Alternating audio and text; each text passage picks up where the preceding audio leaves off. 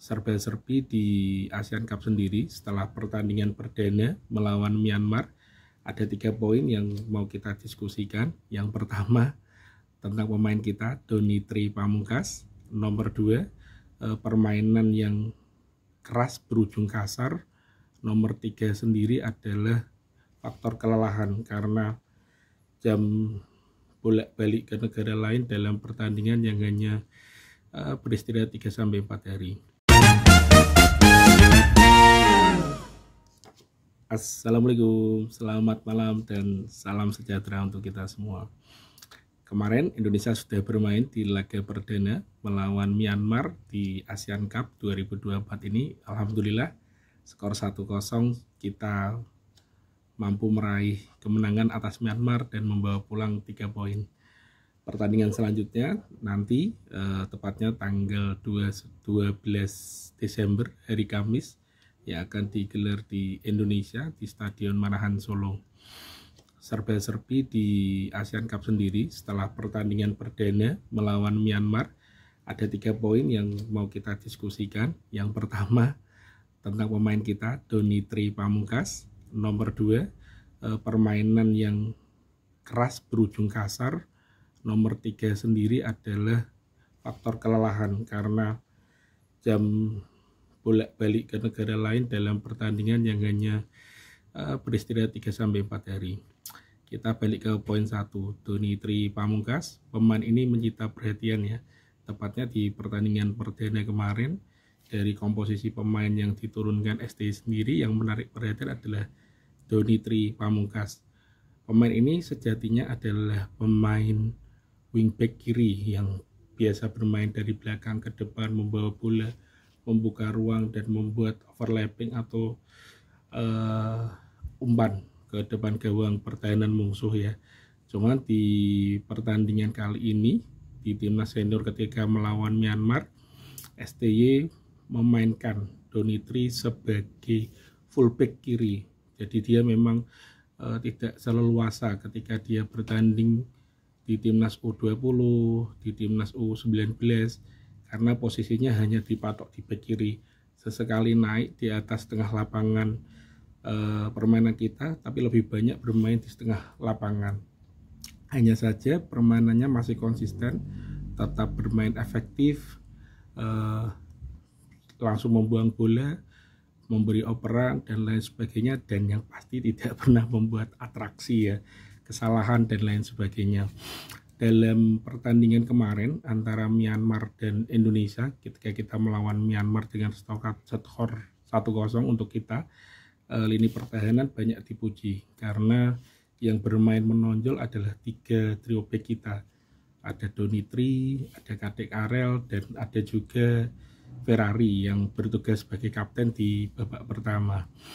Dan di akhir laga, akhirnya Doni Tri Pamungkas mendapat gelar Man of the Match di pertandingan itu. Luar biasa. Sebenarnya kalau mau dirasakan ketika sudah terbiasa bermain dari wingback kiri ya, dari belakang ke depan, memberi soloran, memberi umpan lambung dan lain sebagainya, Doni Tri sangat banyak menahan kemampuan itu, ego untuk melakukan itu. Tapi dia luar biasa, disiplin, menjalankan tugasnya yang sudah diberikan oleh Coach STY kepadanya. Luar biasa, salut, masih panjang karena sejatinya dia masih sebagai kapten timnas U20 yang nanti akan ikut serta di Piala Asia U20 di Februari mendatang ya, 2025 yang digelar di Cina. Poin kedua yang mau kita diskusikan adalah permainan keras yang berujung kasar.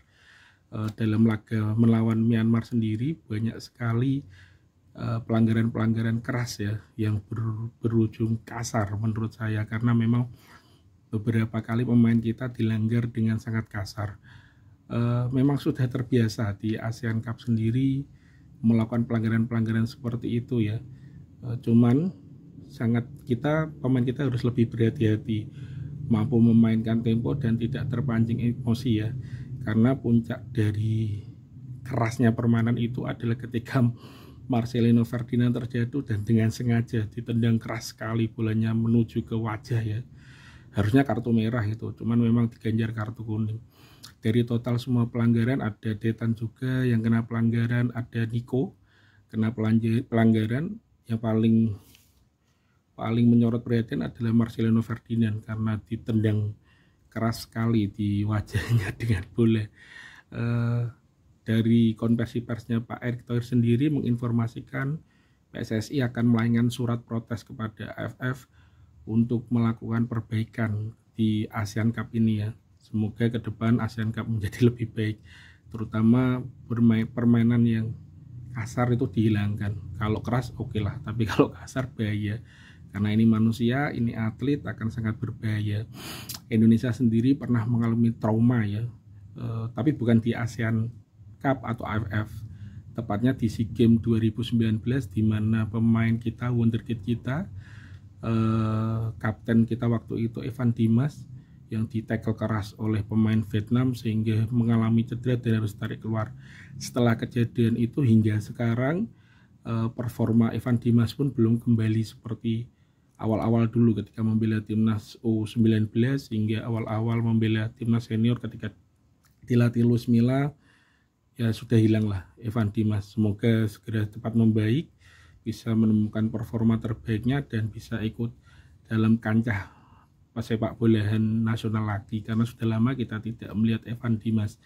Terakhir dia ikut serta di AFF ya, AFF 2020 kayaknya masih dibawa oleh STY, cuman tidak bermain penuh ya, karena terakhir di kualifikasi Piala Dunia 2022 ya. Kasihan Evan Dimas, dan kita tidak mau terulang itu lagi karena memang berbahaya. Ini atlet harus dilindungi, turnamen ya turnamen, berjuang untuk kemenangan, meraih gelar, tapi nomor satu adalah kondisi atlet itu sendiri. Di nomor 3 yang mau kita diskusikan, kayaknya semua negara ya, termasuk Indonesia akan mengalami kelatihan yang sangat, karena dari pertandingan tanggal 9 besok kita akan bermain tanggal 12, dikabarkan baru kemarin malam tiba di Solo Manahan, di Bandara Boyolali, membawa naik bis untuk ke Solo Manahan. Ya istirahatnya sangat minim sekali karena mungkin hari ini tadi pagi baru pegang bola, berlatih ringan, besok pagi juga berlatih untuk teknik, taktikal dan lain sebagainya, besok sore malam bermain. Jadi waktu istirahatnya sangat singkat sekali. Tidak juga hanya Indonesia, Laos juga ya, tapi ya belum tahu karena memang sejauh ini saya pribadi belum mendengar komplainan dari negara-negara peserta AFF atau ASEAN Cup sekarang terkait kelelahan itu ya, karena memang diberitakan juga di televisi pemain timnas kita mengalami kelelahan dan STY akan merotasi pemain di pertandingan besok. Kita juga belum tahu karena memang sistem yang digunakan AFF ini sudah digunakan mulai 2018 kalau tidak salah, tapi 2020 stop karena memang ada corona yang digelar di satu tempat di Singapura, kemudian 2022 jalan lagi, ini 2024, tapi harusnya sudah saling tahu ya. Cuman memang perjalanan itu menguras energi. Saya belum pernah jadi atlet untuk terbang ke Vietnam dan lain sebagainya. Tapi kemarin info dari Pak Sumarji mengatakan bahwa penerbangan dari Myanmar ke Indonesia sendiri harus transit balik ke Indonesia. Nanti Indonesia berangkat lagi karena habis tanggal 12 kita akan terbang lagi ke Vietnam untuk bermain di tanggal 15. Dan Vietnam sendiri diuntungkan karena setelah pertandingan perdana tanggal 9 kemarin, Vietnam istirahat dan bertanding di kedua kalinya nanti tanggal 15 bersua Indonesia di Hanoi sana. Semoga kondisi pemain tetap fit, kuat, tetap semangat untuk berjuang, raih yang terbaik, apapun itu hasilnya, kita doakan yang terbaik dan memperoleh hasil yang maksimal. Selamat malam, salam waras, salam sehat dan terus berkarya.